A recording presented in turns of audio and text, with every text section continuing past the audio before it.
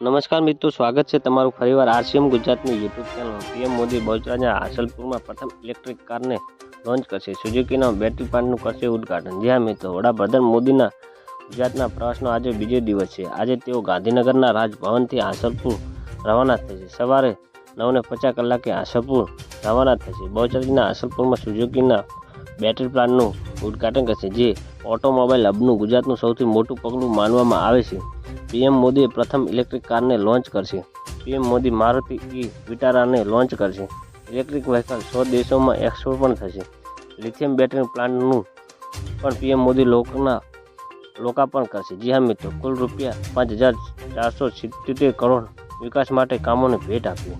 વડાપ્રધાન મોદીએ ગઈકાલે અમદાવાદમાં પહોંચ્યા હતા. તેમણે એરપોર્ટથી નિકોલ સભા સ્થળ સુધી રોડ શો યોજ્યો હતો. પીએમ મોદીએ સભાને સંબોધતા દેશની જનતા પર પૂર્ણ વિશ્વાસ વ્યક્ત કરતા દૃઢતાપૂર્વક જણાવ્યું છે કે સ્વદેશી અને આત્મનિર્ભર ભારત પર એક વિકસિત ભારત નિર્માણનો રાજમાર્ગ છે. આવનારા સમયમાં દેશના પ્રત્યેક નાગરિકને વોકલ ફોર લોકલ વાહનનું બનશે.